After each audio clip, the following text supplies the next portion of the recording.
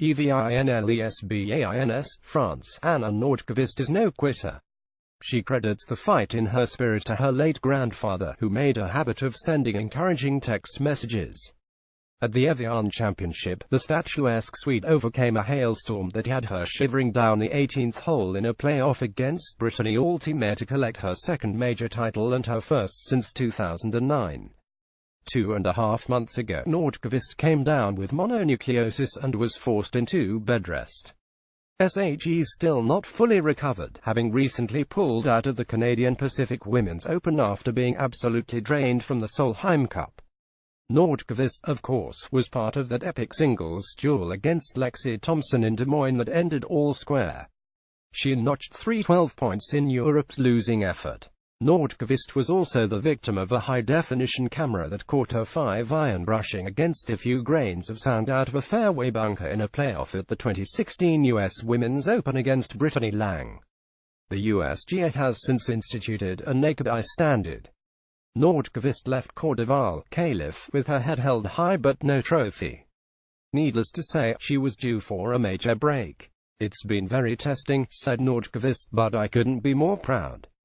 Nordqvist got it done in the wackiest of weeks at Evian Golf Club that started with a scrapped first day of play after a burst of atrocious weather sent players crouching and tree limbs flying.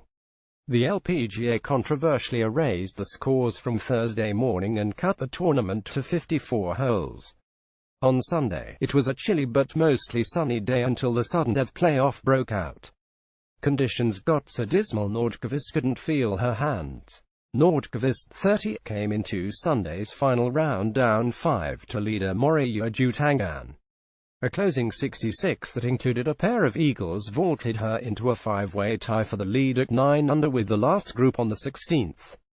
Former world number 1 Lydia Ko and Jutangan bogeyed the closing par 4 to finish at 8 under along with Catherine Kirk.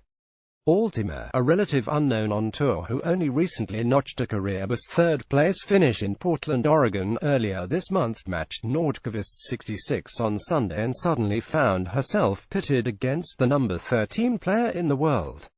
Altimer is number 102 in the Rolex rankings. "Crazy, there's no other word to describe it," said Altimer of what awaited her in that playoff. Both players found the rough off the tee and were forced to lay up. It started to hail as they prepared for their third shots, and water immediately began to puddle on the green.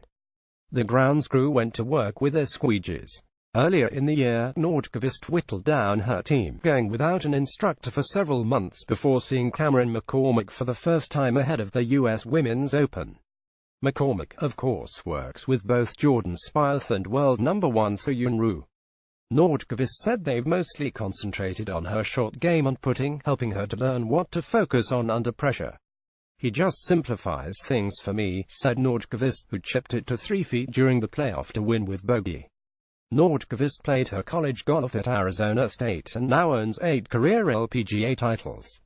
She became the 5th player to claim multiple wins on tour this season, having clinched the 2017 Bank of Hope Founders Cup in Phoenix. Nordqvist said a good example of the never give up attitude her grandfather instilled came at this year's U.S. Women's Open. "I got a bad eye infection Thursday before the U.S. Open, and then my sore throat started Friday, the following morning," she said. "It was really sharp pain for a good 14 days. She powered through at Trump National and was then forced to rest leading into the Rico Women's British Open. What did she do past the time climbed the walls," she said, laughing. "I actually watched quite a bit of women's golf, quite a lot of LPGA. This is one telecast she won't mind watching again."